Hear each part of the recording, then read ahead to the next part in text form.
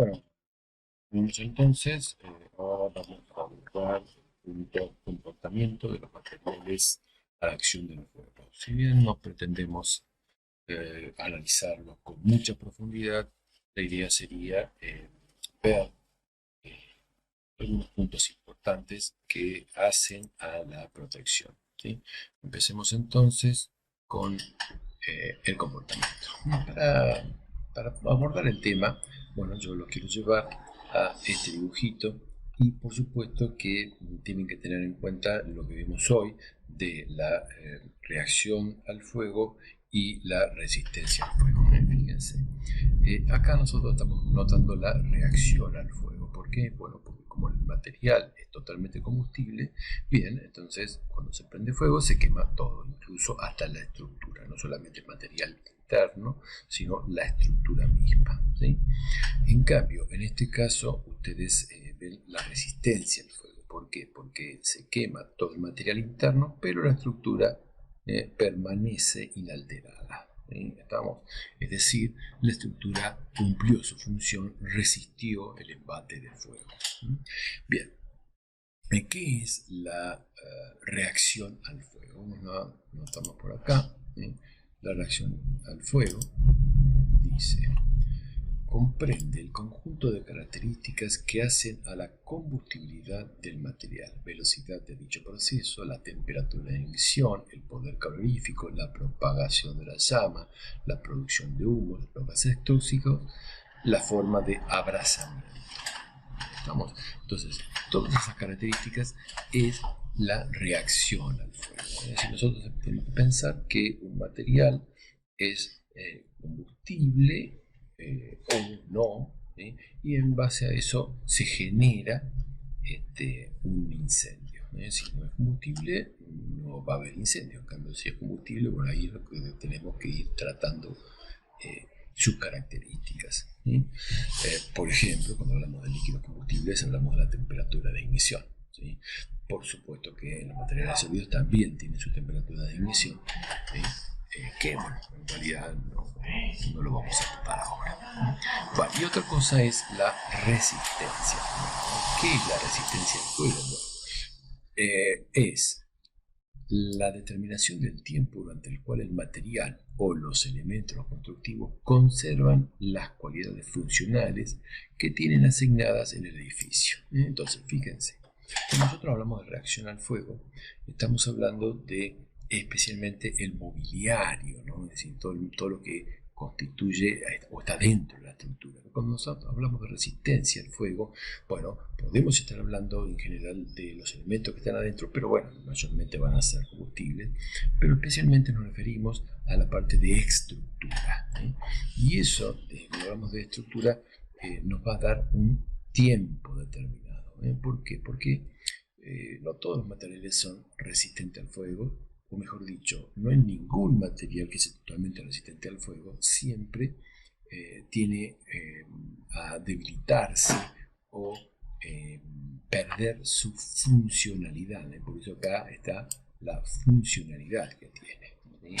Eso es, digamos, el problema es el tiempo y su funcionalidad. ¿Durante cuánto tiempo pierde su funcionalidad? ¿Qué interesa aquí? ¿Qué interesa? Bueno, lo que interesa son la fisuración, la reducción de la resistencia mecánica, el gradiente térmico. ¿Qué significa el gradiente térmico? Bueno, es decir, la diferencia de temperatura entre un extremo expuesto al calor y el extremo opuesto, ¿no? Porque eso me va a dar la conductividad térmica, ¿sí? La reducción de la sección, la acción combinada del calor y el agua de extinción. Eso es lo que yo les comentaba hoy, que cuando la pared se tira al fuego y le tiran agua, bueno, la diferencia de temperatura se rompe, ¿no? Bueno, es decir, ambos, es decir, por ahí, la reacción al fuego no es tan compleja, pero el tema de la resistencia al fuego, que involucra el tiempo, es bastante complejo de evaluarlo, y por eso hay que hacer estándares, ¿no? Es decir, fabricar modelos de esta manera que se puedan extrapolar a la realidad, aunque por supuesto pretender la asimilación directa de los resultados del ensayo del laboratorio a la realidad en el incendio es una cuestión de probabilidad. ¿No? Estamos, si puede ser, como tampoco puede ser. ¿Estamos? Entonces, para predecirlo lo mejor posible, se hacen ensayos en los hornos normalizados, con una curva determinada de tiempo-temperatura, con un tamaño de material ya estándar. En general se utiliza que el material esté en condiciones normales de uso, ¿no? Por ejemplo, si se quiere ensayar una viga de hierro, la viga tiene que tener el tamaño que se va a utilizar en la estructura, no un pedacito, sino la estructura. Por eso, si yo quiero ensayar la puerta, no voy a ensayar una puerta o un pedazo de puerta, voy a ensayar la puerta puesta dentro de una estructura ya fabricada, para que se asemeje la realidad, la mayor realidad posible. Es bastante difícil, pero se está haciendo. Y todos los ensayos se realizan con una curva llamada curva normalizada. Esa curva normalizada hay diferentes tipos de curva, por ejemplo, según la norma, acá tienen una, acá tienen la ISO, por ejemplo, la NFP también, la UNE, que la Unión Europea tiene esta desde el 2000. Hay diferentes tipos de normas, pero nosotros vamos a seguir una que es la ISO 834. Esta ISO 834 está hecha en base a una curva logarítmica, que es la que ustedes ven aquí.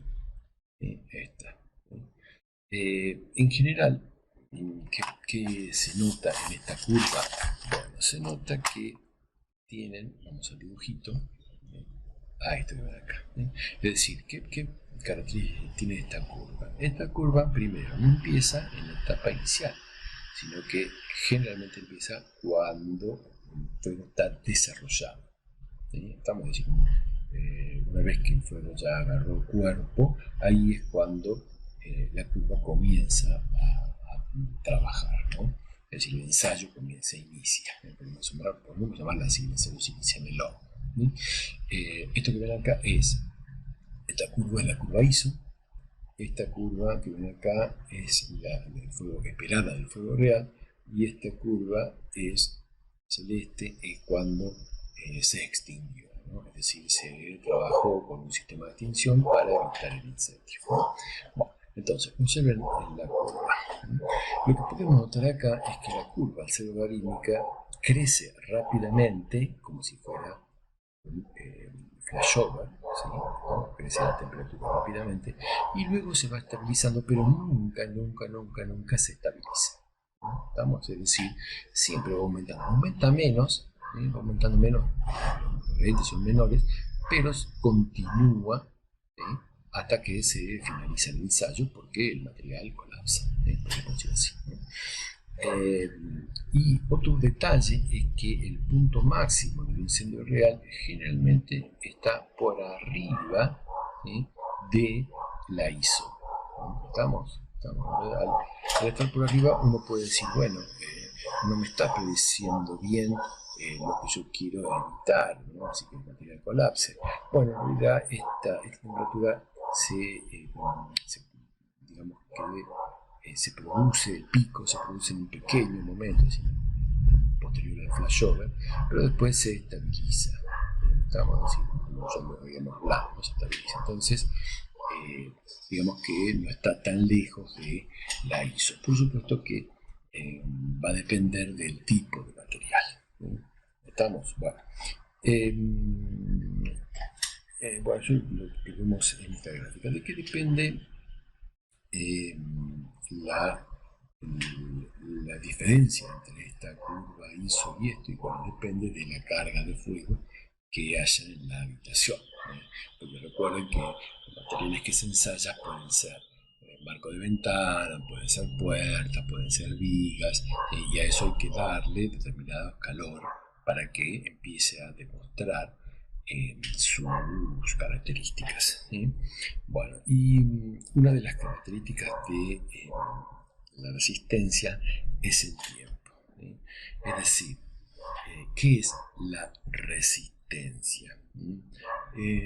Para eso tenemos que ver aquí, ¿no? Vamos a ver esto acá, aquí.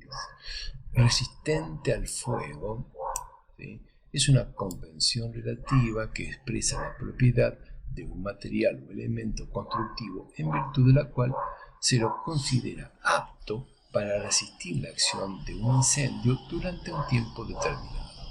¿Sí? ¿Estamos? ¿Qué nos está diciendo esto? Que una cosa es que sea incombustible y otra cosa es que sea resistente. La condición de resistente es por un tiempo determinado. Entonces ahí está el asunto. Un material puede ser incombustible, pero no resistente al fuego. Por ejemplo, una roca, ¿sí?, no es combustible. Sin embargo, ante la acción del fuego se desquebraja rápidamente, ¿sí?, y pierde sus propiedades. Por lo tanto, si yo hago una pared de roca, pasa al otro lado el fuego. ¿Sí? Estamos diciendo, se me propaga. No me sirve para evitar la propagación. ¿Estamos? Para eso tengo que tener otras características. ¿Sí? Entonces, eso es un primero, ¿no? Es decir, que la resistencia al fuego depende también de la propiedad del material, del tiempo y fíjense que acá dice que pierde su funcionalidad. ¿Estamos? Es decir, cuando el material deja de ser resistente es en el momento en que, por ejemplo, una viga se rompe y deja caer todo el material. La resistencia al fuego es muy compleja.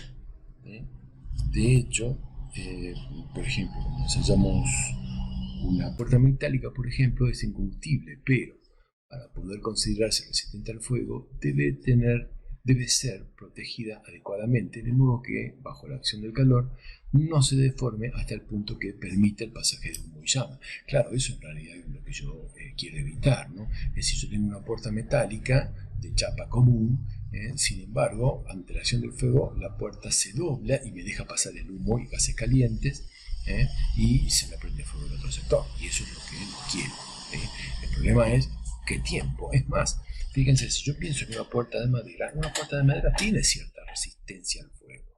Por un periodo determinado nos deja pasar los gases calientes. Se prende fuego del otro lado, es cierto, pero nos deja pasar los gases calientes y tiene cierta resistencia. ¿Estamos? Entonces no habría problema por este motivo. El tema es definir qué resistencia al fuego deben tener los materiales para ese edificio. Que eso ya lo tenemos que consultar en nuestra ley. ¿Sí? Bueno, vamos a ver la última parte, donde dice la puerta, acá está, ¿sí? La puerta resistente al fuego es relativamente indeformable, o sea, debe ser indeformable, tener un bajo coeficiente de conductividad térmica, tener unos rangos de resistencia, incluso puede ser la de madera. Vamos, como yo les comentaba, ¿no? Puede ser una puerta resistente al fuego. Yo no dije una puerta de evacuación de madera, pero sí puede ser una puerta resistente al fuego de madera. ¿Sí? ¿Estamos? Bueno. Una cosita acá, ¿no? Vamos a ver, cuando el material debe soportar habitualmente temperaturas elevadas, como el paso de conductores prefabricados de chimenea, por ejemplo, puede resultar conveniente que el coeficiente de conductividad no sea tan bajo, ya que al producirse fuertes gradientes de temperatura, las capas interiores fuertemente calentadas pueden exfoliarse, ¿no? Es decir, ¿qué características reúne un material? Bueno, que se estudia. Indeformabilidad, capacidad de conservar su propiedad resistente en la estructura por un tiempo, resistencia al pasaje del fuego, al calor, a los humos, a los gases. Cuando se ensayan muros y puertas, lo importante es el aislamiento térmico que se genera entre un lugar y el otro. Bien, gracias a nuestra ley, cuando hablamos de ensayos, en el artículo, por ejemplo, acá, en el 183, hablaba que en lo relativo a la exigencia que se impone en la reglamentación, se deben satisfacer normas vigentes, deberán demostrarse en todos y en cada uno de los casos mediante la presentación de un certificado de cumplimiento de la norma. Estamos diciendo algo muy genérico que dice la ley nuestra en cuanto a la norma. Pero es cierto, cuando uno dice esto tiene este turno F60, es decir, una resistencia de fuego de 60 minutos, eso debe estar certificado. Debe venir con un certificado a presentar, porque yo no puedo hacer cualquier cosa. Por ejemplo, una vez yo pedí en un local que pusieran una puerta cortafuego de una resistencia de como mínimo F60 y resulta que el muchacho hizo una puerta metálica, le puso un aislante y con eso él dijo que era resistente al fuego. Y yo le dije, no, pero ¿está ensayado? No, si la ensayo me quemo la puerta. No, no, pero entonces no me sirve. Necesito que sea una puerta certificada. Y ahí está el problema, porque las puertas deben ser ensayadas por normas determinadas. ¿Sí? En base a las normas determinadas yo les tengo que mostrar el anexo del código que, a diferencia de nuestra ley, está muy bien hechito. ¿Por qué? Porque fíjense, acá habla de los equipos, componentes y materiales que deben estar certificados. ¿Sí? Y habla de muchos materiales, los extintores, los detectores, las juntas. Fíjense, hay muchas cosas. Más abajo en la tabla 2 les dice la norma que tiene que cumplir. ¿Estamos? Entonces, si el material, por ejemplo, los accesorios de cañería y tubería vienen según norma 2647 del 94, perfecto, no hace falta certificada porque ya está certificado bajo esa norma. ¿Se dan cuenta? Entonces, lo interesante es que acá les dice cada uno de los materiales que deben estar certificados. Y en cambio, nuestra ley es muy genérico y depende más de la exigencia del organismo aplicador, ¿no? Es decir, de los bomberos. ¿No? Si los bomberos digan, no, yo quiero que me ensaye esto, bueno, hay que llevar un material a un lugar que se ensaye. ¿Estamos? Bien, eso en cuanto al código. Bueno, sigamos un poquito a el siguiente punto de la clase de resistencia de los materiales. ¿Sí? Yo les puse acá un cuadrito que presenta este muchacho Marucci, ¿sí? En su libro de protección contra incendios, sobre las clases de resistencia al fuego. En realidad todos los materiales se ensayan y eso lo podemos ver en este libro que yo les voy a mostrar acá ahora. ¿Sí? Vale, voy a mostrar todo el libro.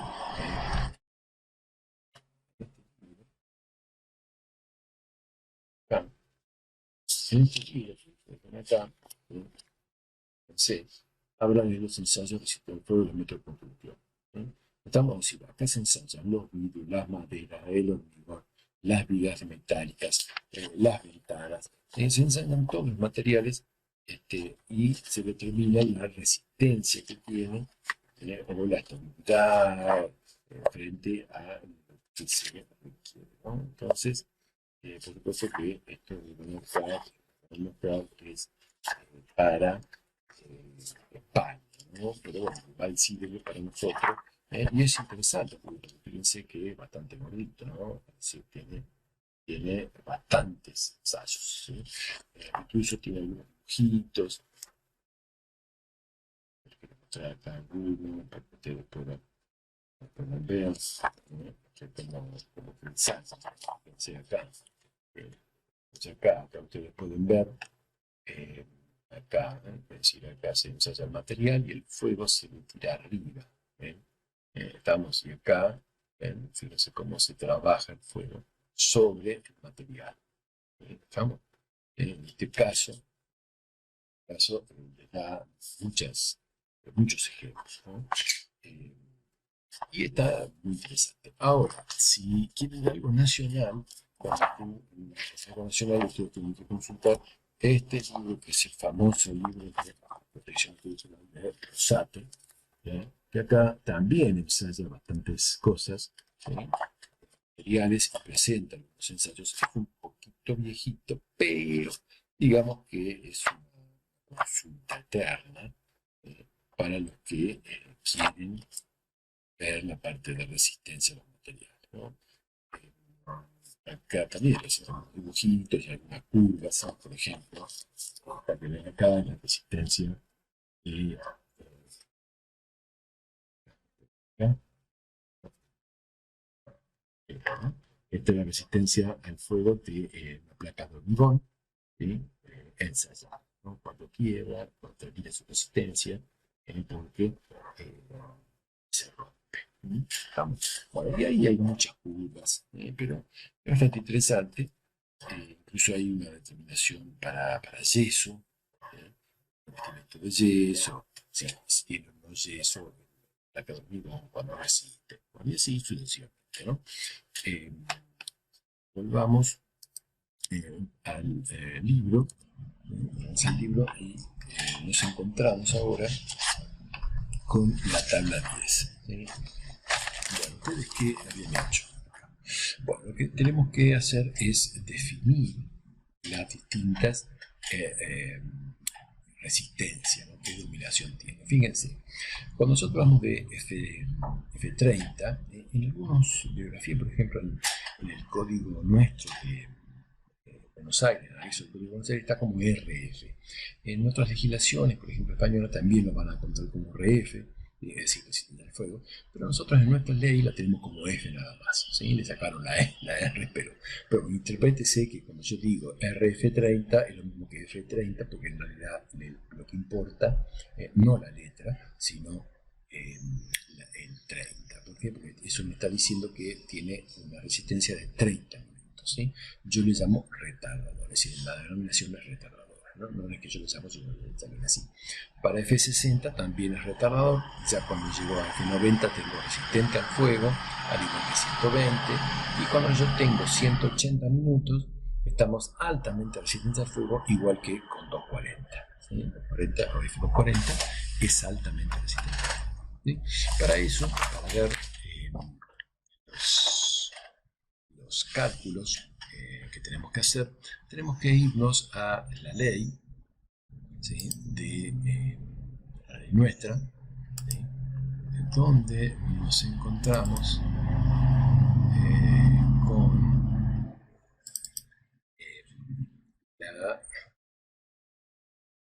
las resistencias al fuego en el anexo, ¿sí? Tenemos aquí el anexo, y en el anexo nos encontramos, vamos a regular esto en altura, ¿sí? Nos encontramos con estas tablas que ustedes ven acá, ¿sí? Es decir, nosotros habíamos determinado el uso, ¿sí? Habíamos calculado el riesgo en base al uso y también habíamos calculado la carga de fuego. Y en base a la carga de fuego, bueno, yo puedo determinar la resistencia que deben tener los muros. ¿Sí? ¿Estamos? ¿Por qué tenemos dos tablas? Bueno, esta tabla es para ventilación natural, en cambio esta tabla es para ventilación forzada. Cuando hablamos de ventilación forzada, bueno, si bien lo dije, se lo aclaro nuevamente. Ventilación forzada generalmente se da en condiciones normales en los incendios de edificios, ¿sí? Especialmente en los pisos altos. Hay una succión del aire y los fuegos son más intensos, ¿sí? También se puede dar en planta baja cuando la calefacción es por tubería, es una calefacción central por tubería de aire caliente, entonces el fuego y los aires pueden viajar por ese lugar y trasladar el fuego a otros lugares o generar una succión, ¿sí? ¿Estamos? Y ahí es cuando el fuego se intensifica. ¿Estamos? Porque esas tuberías generalmente están conectadas arriba, en el techo, para desagotar arriba, entonces como terminación, entonces eso genera una succión y una ventilación forzada. ¿Estamos? Yo generalmente cuando sea ventilación forzada les voy a decir, ¿no? Un edificio, ustedes consideran ventilación forzada, entonces usen esta tabla, pero si no, vamos a utilizar siempre esta tabla. ¿Cómo se utiliza esto? Bueno, muy simple. Si yo calculé la carga de fuego y me resulta que me da 20 y el edificio es un edificio educativo de riesgo 4, bueno, busco acá y le digo, bueno, los muros tienen que tener como mínimo F30, ¿sí? Pueden tener más, de hecho, todas las escuelas, por los materiales que nosotros utilizamos, tienen más resistencia que F30, ¿sí? Estamos, pero mínimo, menos que eso, es decir, menos que F30 no pueden. Por ejemplo, si yo quiero usar para hacer divisiones del aula Durlock, no me sirve. Aunque les parezca mentira, yo he visto divisiones de madera, de aulas. Una escuela importante de Bahía Blanca tiene paredes de madera. Estamos a decir que ahí no hay resistente, ¿no? A pesar de que esa escuela fue asesorada, los materiales no, por bomberos, lo hice yo, los materiales no los cambiaron y la escuela sigue funcionando. ¿Estamos? Y no debería tener esas divisiones de los sectores porque no son estancos, ¿sí? O sea, a los fines de incendio, toda la planta esa que está dividida en las aulas por madera sería todo un gran sector de incendio. Y eso es un problema. Estamos mal. Volvamos al libro. Bueno, acá yo le pongo cuando se aplica. Y nos vamos a un ejemplo. Bueno, en este ejemplo que yo le pongo, que es el ejemplo 7, yo lo que hice fue la oficina administrativa, que ustedes ya la deben haber visto en los planos para actividades, la tienen que descargar a ese plano. Ya tiene el cálculo de carga de fuego, tiene todo. La carga de fuego es 29,16 kilómetros cuadrados, tiene la superficie verdosa, la superficie de piso también la tienen, estamos, y por supuesto, como son oficinas administrativas, según la ley nuestra, tiene el riesgo de la actividad es 3. La actividad 4 es otra cosa. La actividad 4 es lo que van a tener que hacer ustedes cuando calculen la carga de fuego, ¿sí?